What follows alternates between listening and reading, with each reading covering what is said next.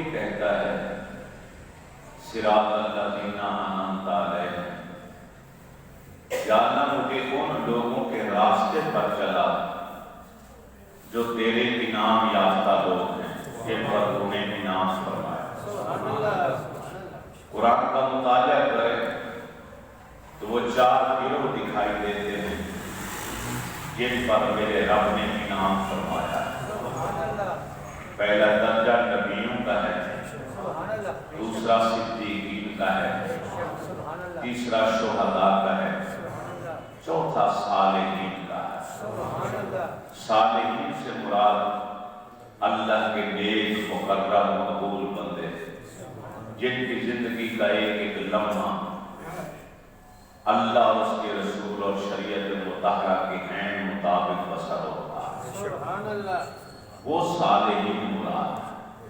ہم جیسے آپ جیسے لوگ نہیں ہیں کہ جو نماز بھی صرف کاروبار چمکانے کے لیے پڑھتے ہیں، جو روزہ بھی رکھیں تو وہ بھی دکھاوے کے لیے، خیرات کی ایک ہی چڑھائے تو وہ بھی گلی محلے میں مشہور ہونے کے لیے۔ صالحین وہ لوگ ہیں، نبی کریم علیہ الصلوۃ والتسلیم نے ایک دن صحابہ کرام سے فرمایا، اے میرے صحابہ کیا میں تمہیں اللہ کے نیک بندوں کی نشانیاں نہ بتلا دوں؟ تو صحابہ کرام عرض کرتے ہیں یا رسول اللہ ضرور بتائیے۔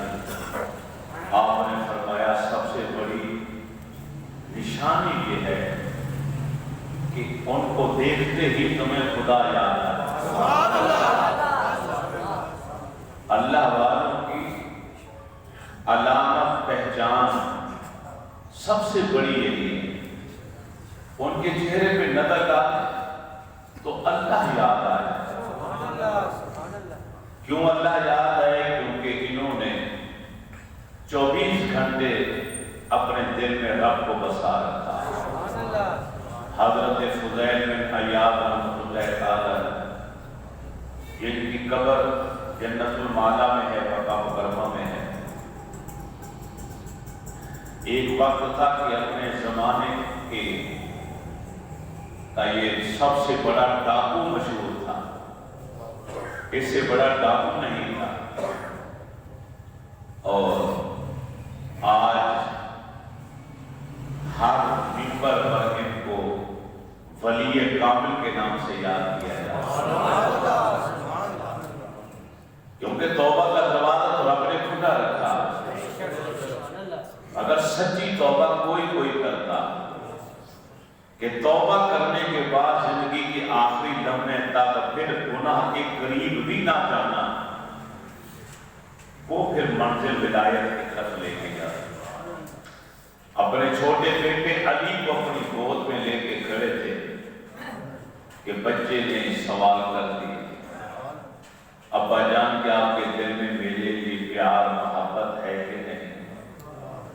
تو فرمانے لگے بیٹا میرے دل میں بہت محبت ہے تیرے۔ تھوڑی دیر ٹھہر کے بچے نے دوسرا سوال کیا۔ چھوٹے بچے کو اتنے بہترین سوالات بچہ کیسے کر سکتا؟ کوئی کروا رہا۔ دوسرا سوال کر دیا بچے نے، ابا جان کیا آپ کے دل میں اللہ کی محبت بھی ہے کہ نہیں؟ فرمانے لگے بیٹا اللہ کی محبت بھی بہت ہے۔ بچہ پھر خاموش ہو۔ تھوڑی دیر کے بعد اس نے تیسرا سوال کر دیا، ابا کیا ایک دل میں 2 محبتیں اکٹھی ہو سکتی؟ میری محبت بھی تیرے دل میں، رب کی محبت بھی دل میں، یہ تو دل نہ ہوا لنڈا بازار ہو گیا۔ بیوی کی محبت بھی ہے، بچوں کی محبت بھی ہے، کاروبار کی محبت بھی ہے، ماں باپ کی محبت بھی ہے، تو پھر دل کیا ہوا؟ دل تو ہے، مسکن ہے رب، وہ پوری کائنات میں کہیں سما نہیں سکتا۔ اگر سما سکتا ہے تو صاحب ایمان کے دل میں سما سکتا۔ قلب مومن مسکن ہے اللہ تعالیٰ۔ اگر اس میں رب کی محبت بھی ڈال دوں، بیوی کی محبت بھی ڈال دوں، بچے کی محبت بھی ڈال دوں، ماں باپ کی محبت بھی کاروبار بزنس کی محبت بھی ڈال دو، یار دوست آداب میں لوٹے ان کا عشق محبت بھی ڈال دو، گلی محلے کی محبت بھی ڈال دو، تو پھر یہ دل تو نہ ہو، یہ تو لنڈا بازار ہو گیا۔ فوراً بچے کو نیچے اتارا، سجدے میں گر کے کافی دیر تک چیخیں مار مار کے روتے رہے، یا اللہ مجھے معاف کر دو، آج کے بعد جب تک زندہ رہوں گا اس دل میں صرف تیرے پیار کو رکھوں گا، بچے کے پیار کو بھی نہیں آنے دوں۔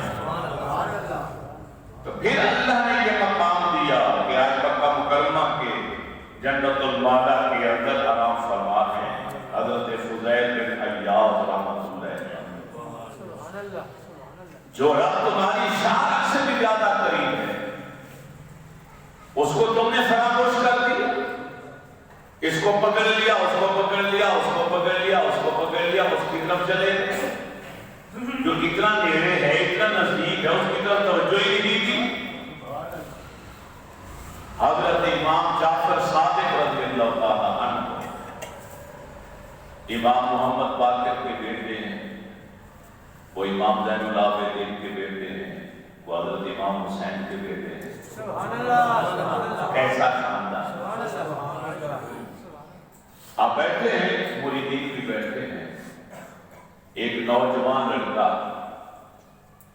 جانوروں کو ہانکتا ہوا قریب سے گزرا، اس کے من میں کیا خیال ہے، اس نے جانوروں کو وہی چھوڑ دیا اور دوڑتا ہوا آگے، سب سے آگے آگے امام جعفر صادق کے سامنے بیٹھ گیا، کہتا ہے کہ بس جلدی کرے، میرے پاس ٹائم زیادہ نہیں، مجھے فقیری عطا کر، فقیری سکھا۔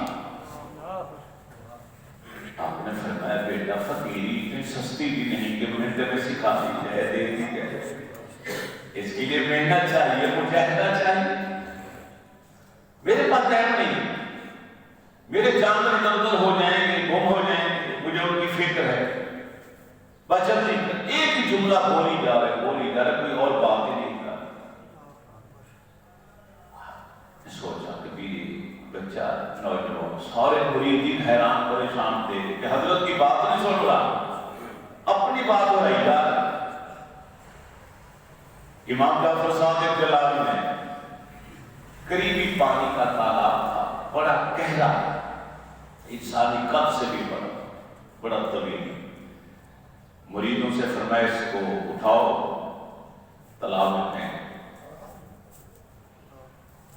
اب وہ چیخا حضور مجھے تالاب میں نہ پھینکے، مجھے تیرنا نہیں آتا، میں تو ڈوب جاؤں گا، اور میں پھینک دو اسے۔ امام جعفر صادق رضی اللہ تعالیٰ عنہ کا فرمان تھا، مریدین تو پیر و مرشد کے حکم کو مانتے ہیں،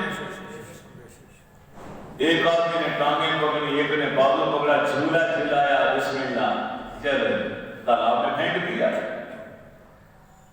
اور جب پانی میں انسان گرتا ہے تو سب سے پہلے نیچے جاتا ہے، دیکھ اوپر کی طرف آ، جب اوپر آیا پھر چیخا حضور مجھے تیرنا نہیں آتا، میں سچ بول رہا ہوں، میں ڈوب جاؤں گا، مر جاؤں گا، مجھے نکال دو۔ دو چار افراد کو ترس آیا، اٹھے، آپ نے روک دی، میں کوئی نہ مدد کرے اسے ڈوبنے میں، وہ پھر چلا گیا، 3 ڈبکیاں لگائی، تینوں بار اس نے مدد کے لیے پکارا، آپ نے روکا، کوئی اس کی مدد نہ کر، ڈوبنے میں۔ چوتھی بار وہ پانی سے نکلا تو سب نے منظر اپنی آنکھوں سے دیکھا، خشک کپڑے، خشک جسم، جوتے بھی خشک ہیں، پانی کے اوپر چلتا ہوا، پانی کے اوپر ایسے چلتا ہوا ہے جیسے پانی کے اندر دیا ہی نہیں تھا، اور مسکراتے ہوئے کہہ رہے ہیں ارے میں تو ایسے ہی ادھر ادھر بھٹک رہا تھا، بات تو پاس ہی تھی میرے، رب کا دیدار بھی ہو گیا، اس کا نور بھی مل گیا، مجھے اور کیا چاہیے؟ آپ نے فرمایا یہاں ان سب لوگوں کو بتا تیرے ساتھ ہوا کیا ہے، پتہ چلے کہ منزل کیسے ملتی، مقام کیسے حاصل کیا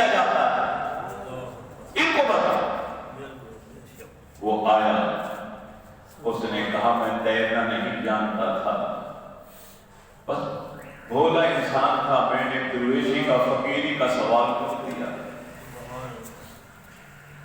الفقر اذا تم فهو اللہ۔ تصوف کے اندر یہ جملہ بڑا مشہور ہے طریقت کے اندر کہ جب فقیری مکمل ہو جاتی ہے تو پھر اللہ مل جاتا ہے۔ فقر الفقر اذا تم، فقر جب مکمل ہو جائے، تمام ہو جائے، فهو اللہ، تو سمجھو اس کو اللہ کہتے ہیں۔ میں نے مدد کے لیے آواز دی لیکن کسی نے میری مدد نہیں کی، مجھے امید تھی کہ مجھے یہ بچا لیں، انسانوں کی طرف میرا توکل، میری امیدیں تھیں، لیکن جب انہوں نے مدد کی کہ میری مدد نہیں کی تو مزمحل ہو گئی، امید تھوڑی کمزور پڑ گئی۔ دوسری بار میں پانی سے نکلا، پھر مدد کے لیے پکارا، کوئی نہیں آیا، میری امیدیں اور دم توڑتی چلی گئی۔ جب تیسری بار بھی انکار ہوا تو پھر مخلوق سے میں نے مکمل رشتہ توڑا، اللہ نے میری مدد فرمائی کہ میں نے پھر کہا یا اللہ اب صرف تو ہی میرا مددگار ہے، تیرا ہی مجھے بھروسہ ہے، صرف تو ہی مجھے بچا سکتا ہے، تیرے علاوہ اب مجھے کسی سے کوئی لگوت، کوئی تعلق نہیں ہے۔ ماں سب اللہ سے میں نے رشتہ ناتا توڑا، مجھے اللہ نے ملایا، میرے دل کی کھڑکی کھل گئی، اللہ کی تجلیات کے انوار میرے دل کے اندر آ گئے، اور پھر مجھے یقین ہو گیا، رب کا دیدار بھی ہو گیا، رب کا نور بھی مل گیا، اور یقین بھی عطا کر دیا گیا کہ یہ پانی تیرا حکم ماننے کے لیے تیار ہے، تو اس کو آرڈر دے۔ پھر میں نے آرڈر دیا، پانی نے مجھے نکال دیا، اب پانی میرے لیے زمین بن گیا، میں پانی کے اوپر چلتا ہوا باہر آ گیا۔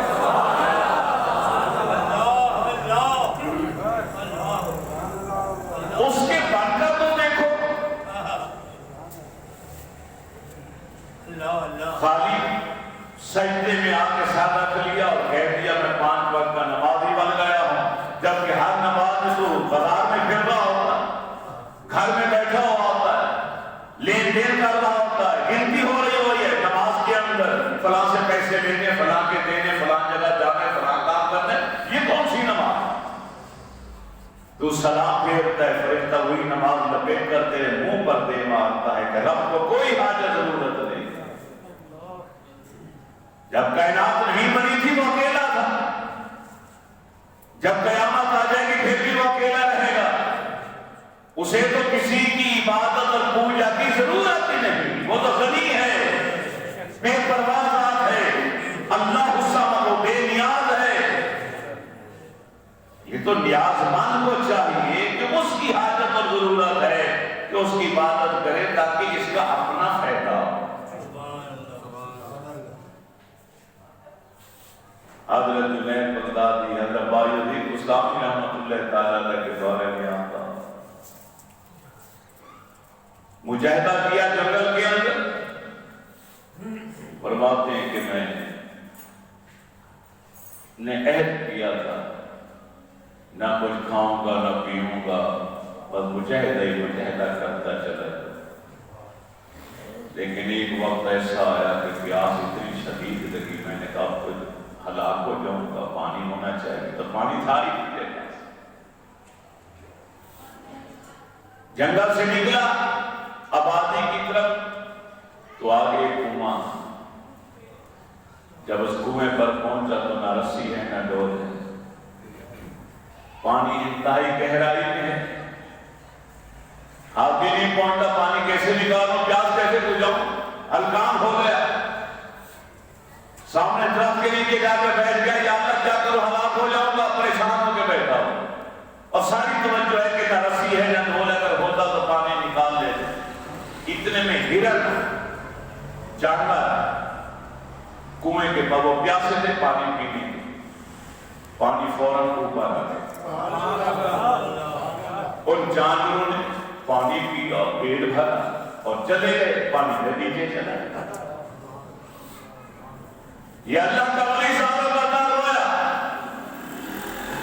یا اللہ کیا میری حیثیت ان جانور جیسی بھی نہیں، ان کے لیے تو نے پانی لب تک کنارے تک پہنچا دیا، میں اشرف المخلوق میرے جیسا بھی کیا. ایک آواز کانوں میں پڑی. ان کا بھروسہ مجھ پر تھا، تیرا بھروسہ رسی اور ڈول کا تھا.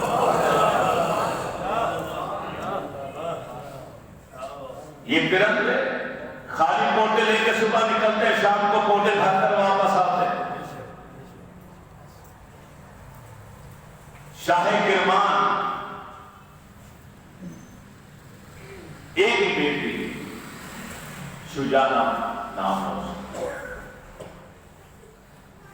سوچا کہ اب بچی جوان ہو گئی ہے، اس کے لیے کسی اچھے رشتے کا انتخاب.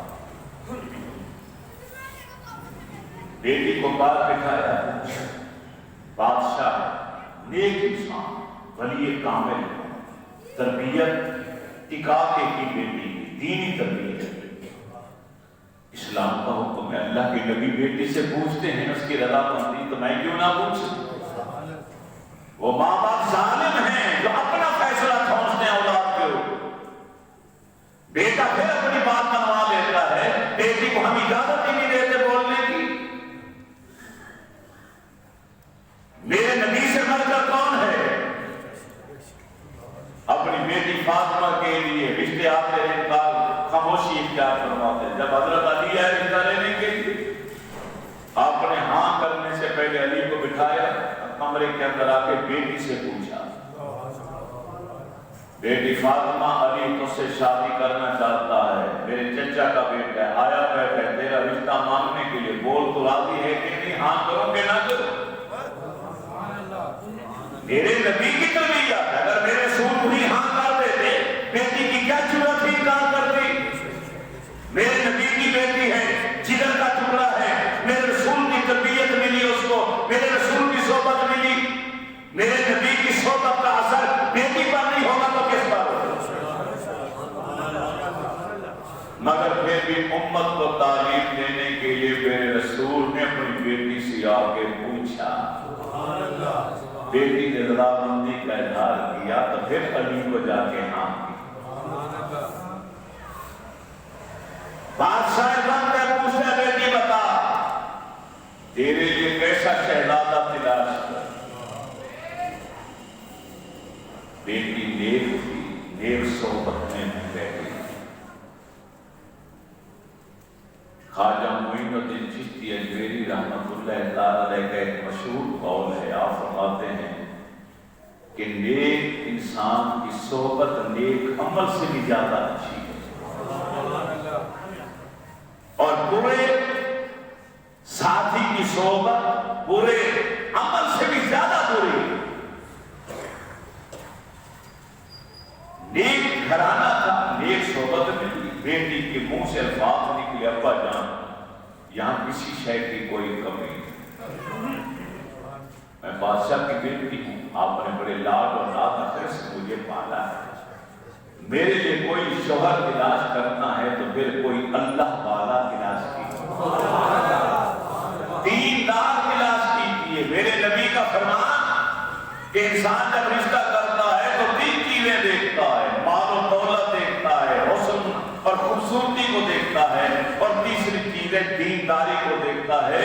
فرمایا اے میرے صحابہ، دینداری کو ترجیح دینا، حسن خوبصورتی اور مال و دولت کو ترجیح نہ دینا. آج ہمارا معیار کیا ہے؟ کرتا کیا ہے؟ مال کتنا مل سکتا ہے؟ خوبصورت ہے کہ نہیں؟ ہم نے یہ نہیں دیکھنا کہ یہ بچی 5 وقت کی نمازیں ہے، یہ بیٹا 5 وقت کا نمازی ہے، روزانہ قرآن کی تلاوت کرتے ہیں، تہجد کی نماز پڑھتے ہیں، روزے باقاعدگی سے رکھتا ہے، کوئی گناہ نہیں کرتا، بات کر رہا ہے، سنت رسول چہرے پر سجائی ہوئی ہے. اس سے بڑھ کر کیا ہو؟ اپنے آپ کو مسلمان کہتے ہیں، ہے کہ مسلمان؟ یہ تو منافقت ہے. بظاہر ہمارا دعویٰ مسلمان ہونے کا، عملی طور پر ہم منافق لوگ ہیں. میرے رسول کا فرمان، جب نبی کا فرمان آ جائے پھر اپنی ساری ترجیحات کا خاتمہ کرنا پڑتا ہے، پھر پتہ چلتا ہے یہ مومن ہے کہ نہیں. اپنی انا، اپنی ضد، اپنی شان، اپنی ناک، میری ناک رہ جائے، میری دستار پگڑی رہ جائے، دین غلط ہو جائے، تو قبر میں عذاب جہنم میں چلا جائے، تیری ناک رہ جائے، پھر تیری ناک کہاں رہے؟ بیٹی کہتی ابا جان میرے لیے کوئی اللہ والا نیک انسان درویش تلاش کی. کسے تلاش کر؟ درویش. یہ مقصد کہا کریں. آپ لوگ درویش کہتے ہیں. درویش ہوتا ہے جو دادا کی ٹھوکریں کھا کے بھیک مانگے پیشہ ورت ادا کر. درویش ہوتا ہے جس کی گدڑی میں موتی ہیرے لال وہی یہ کامل. دورمانا موتی. درویش جو اپنی گدڑی میں لال رکھتا ہے موتی جواہرات کو چھپا کے رکھتا ہے بظاہر دکھائی دیتا ہے کہ یہ سوالی ہوگا غریب آدمی ہوگا لیکن اندر کھاتے وہ اللہ کا مقرب انسان ہوگا.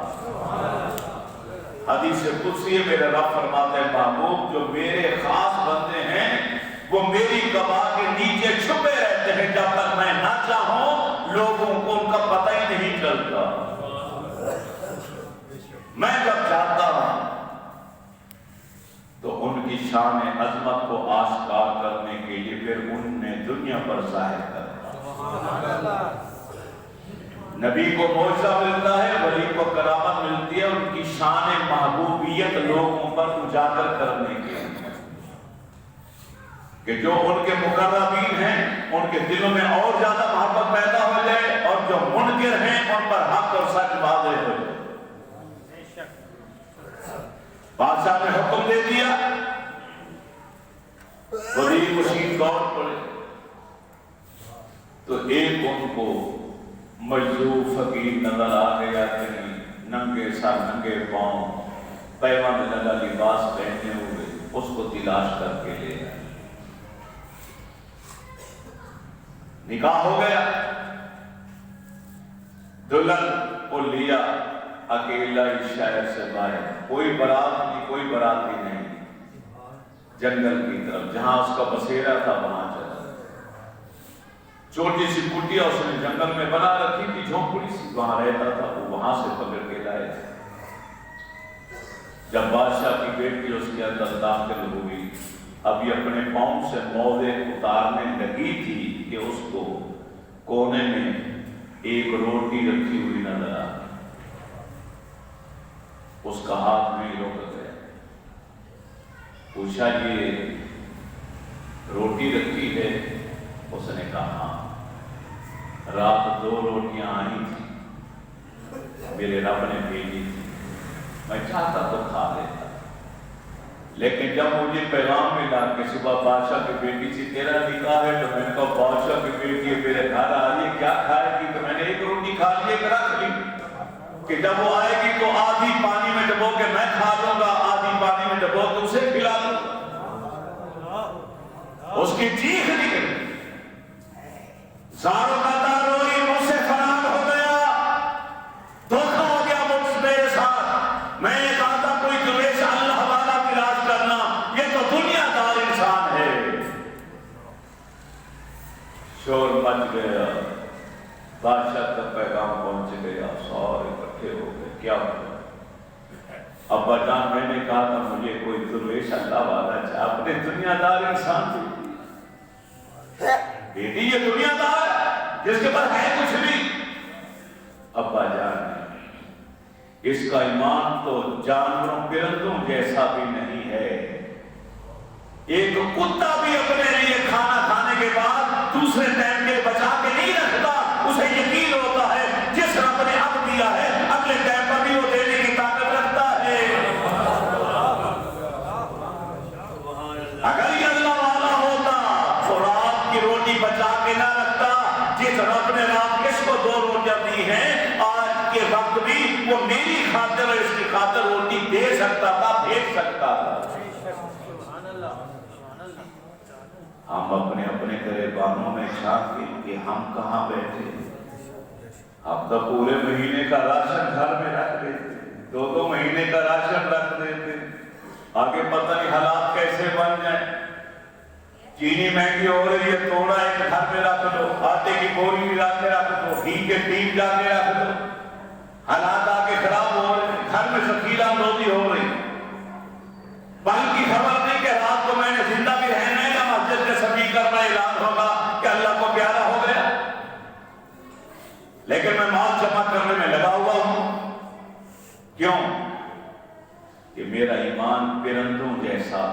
پرندہ اپنے گھونسلے سے خالی کوٹے لے کر نکلتا ہے اور جب واپس آتا ہے تو اس کے کوٹے بھرے ہوتے ہیں اور بچوں کے لیے خوراک بھی لے کر آتا ہے اور روزانہ لے کر آتا ہے، روزانہ کھا کے آتا ہے، روزانہ سیر ہو کر آتا ہے۔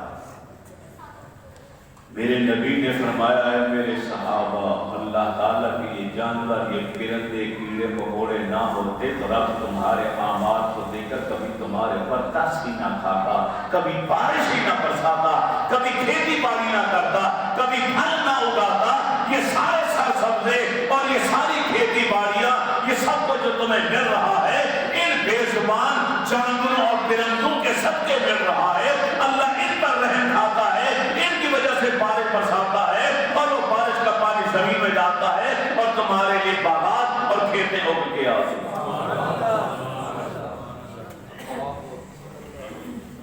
اس کی ذات پر بھروسہ کرو۔ ہو سکتا ہے کسی کو آج میری باتیں کڑوی لگ رہی ہیں، لیکن سچ یہی ہے۔ خالی میٹھی میٹھی باتیں سنانا مقصد نہیں ہو، اندر سے جھنجھوڑنا اور ہلانا بھی مقصد ہوتا ہے تبلیغ کا۔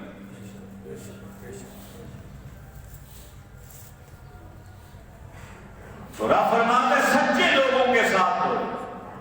ہم کہتے ہیں یا اللہ ہمیں ان لوگوں کا راستہ دکھا جو تیرے انعام یافتہ، اور انعام یافتہ 4 گروہوں میں ایک گروہ اولیاء کرام،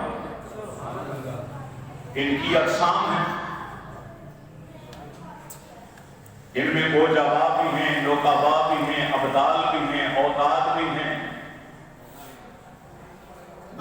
زمین دھرتی خالی نہیں ہے، 12 کے قریب نقبا ہیں، نقیب ہیں جو ہر وقت رہتے، 8 نوجبا ہیں جو ہر وقت زمین کے اوپر اپنی اپنی جگہ پہ ڈیوٹی دے رہے۔ اوتاد 4 ہوتے ہیں، ایک شمال میں، جنوب میں، مشرق میں، مغرب میں۔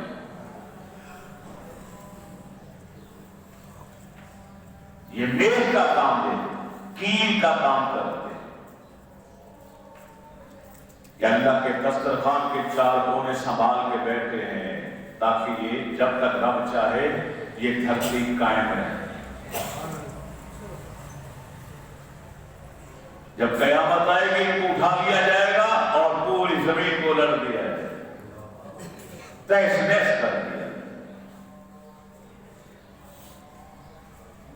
ابدال بھی 8 کے قریب، بعد میں 12 کے قریب لکھتے، انہیں ابدال بدل سے ہے اس لیے ابدال کہا جاتا ہے کیونکہ یہ اپنے مقام کو تبدیل کرتے ہیں۔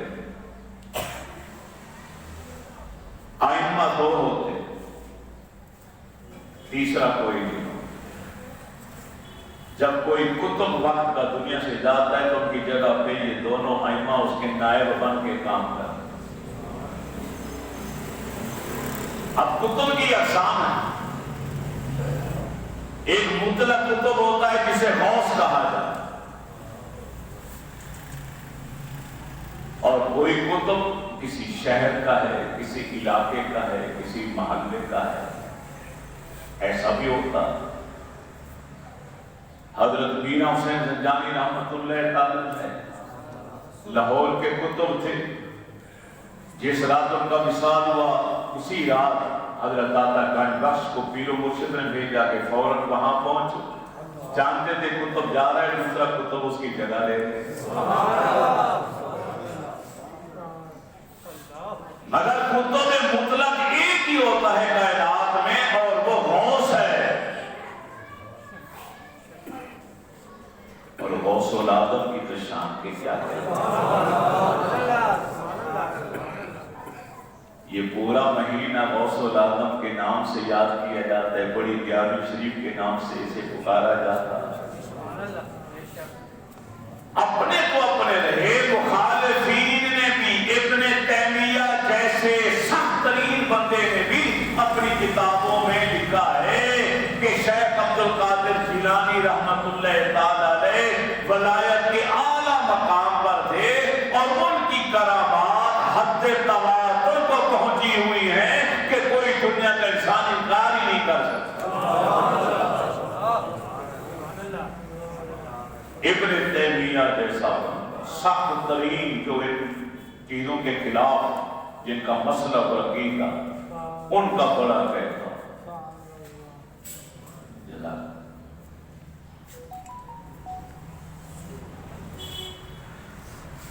اب دیکھنا یہ ہے، اچھا بعض لوگ سوال کرتے کہتے یہ تو نام لینا ہی شرک ہے، بدعت ہے، گناہ ہے۔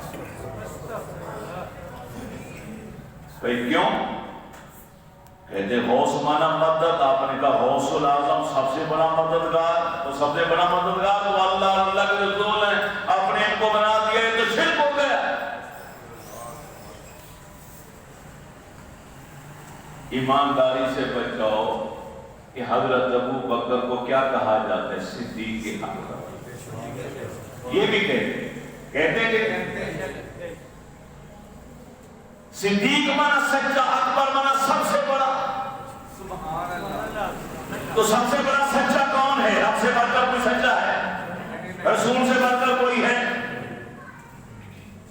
ارے تم اللہ رسول کو چھوڑ کر حضرت ابو بکر بن ابی قحافہ کے بارے میں کہو کہ سب سے بڑے سچے یہ ہیں، یہ کہہ کر تو مشرک نہیں ہوتا۔ میں عبد القادر جیلانی کو غوث العظم کہہ کے مشرک کیسے بن گیا؟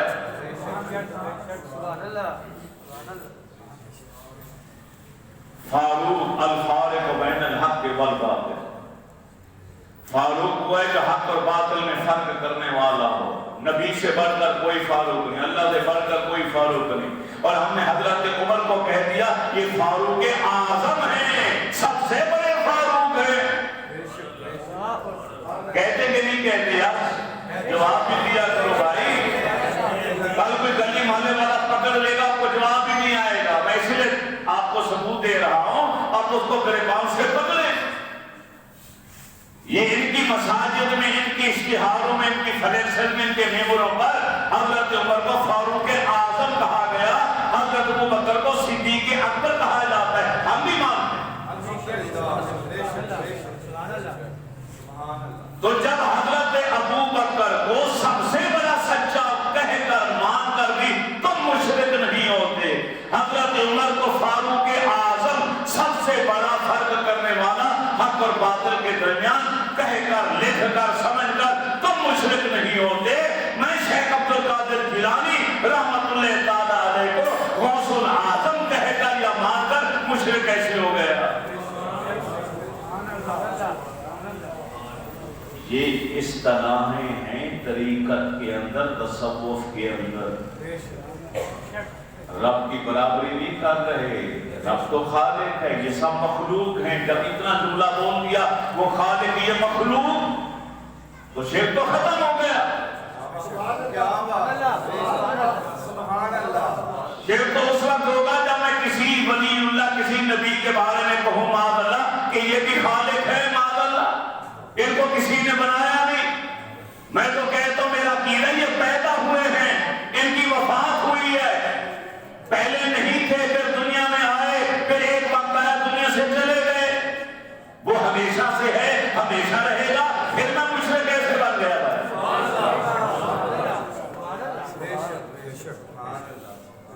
جو کافروں کے بارے میں، مکہ کے مشرکین کے بارے میں پرانی آیات نازل ہوئی، وہ ساری اکٹھی کر کے تم نے سنیوں پر ٹھپا لگا دیا، بریلیوں کے پر ٹھپا لگا دیا، ہر کافر والی آیت اٹھا کے تم نے ہمارے اوپر چسپاں کر دی۔ آیت مکہ کے کافروں کے بارے میں آئی، مشرکین کے بارے میں آئی، تم نے ان کو اٹھایا اور ان غریب یا رسول اللہ کہنے والوں کے اوپر تم نے نصب کر دی۔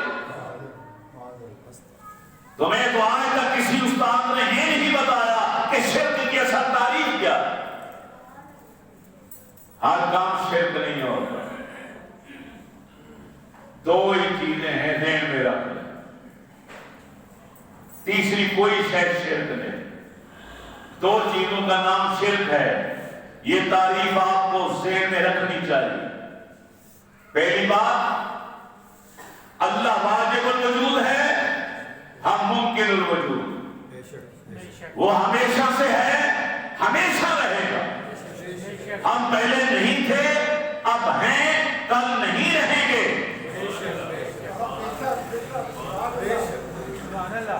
جو نہ ہو پھر آ جائے پھر نہ رہے اسے ممکن الوجود کہا جاتا ہے. جو ہمیشہ سے ہو ہمیشہ رہے اسے واجب الوجود کہا جاتا ہے. علم کی اصطلاح میں میں علمی الفاظ استعمال کروں. اللہ واجب الوجود، اب ممکن الوجود. اب اگر میں منبر پر بیٹھ کر ممکن الوجود مخلوقات میں سے کسی کے بارے میں، کسی پیغمبر نبی ولی کے بارے میں یہ سوچ نظریہ عقیدہ بنا لوں کہ یہ بھی ہمیشہ سے ہے، یہ بھی ہمیشہ رہے گا، یہ بھی واجب الوجود ہے، تو میں مشرک ہو جاؤں گا، کافر ہو جاؤں گا. کیونکہ واجب الوجود ہونا میرے اللہ کی صفت ہے، کسی اور کی نہیں ہو سکتی.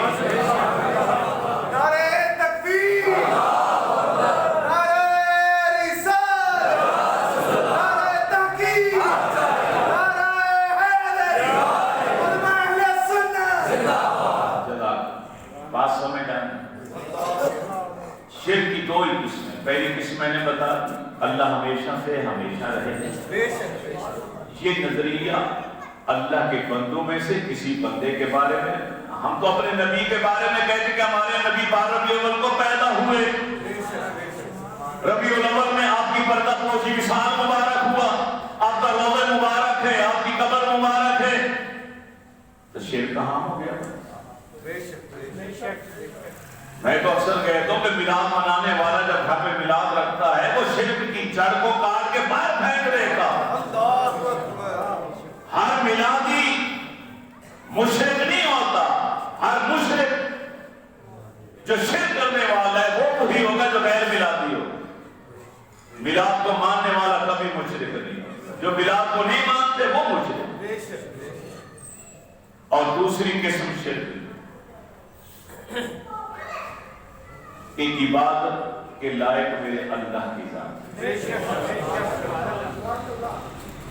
اللہ کے علاوہ مخلوقات میں سے کسی اور کو بھی ہم عبادت کے لائق سمجھیں، اسے سجدہ کریں، عبادت والا سجدہ، تو یہ بھی شرک ہو جائے گا. آپ سنی سارے بیٹھے ہیں، اکثریت ہو سکتا ہے ایک دو دوسرے محلے کے بھی بیٹھے ہوں. ایمانداری سے بتائیے کیا اللہ کے علاوہ کسی اور کی نماز پڑھتے ہیں؟ کسی اور کو سجدہ کرتے ہیں؟ کسی اور کے روزے رکھتے ہیں؟ تو شرک کہاں سے آتا؟ مشرک کیسے؟ ارے تمہیں شرم نہیں آتی؟ جو ایمان والے ہیں انہیں تم کافر مشرک کہہ رہے ہو. یا رسول اللہ کہنے والوں کو مشرک کہہ رہے ہو. لبیک یا رسول اللہ کہنے والوں کو جو نعرہ صحابہ نے لگایا، ہر صحابی میرے نبی کے سامنے یہی جملہ بولتا تھا، لبیک یا رسول اللہ، فدا کا امی و ابی، میرے ماں باپ کا قربان دینا کا میں حاضر ہوں.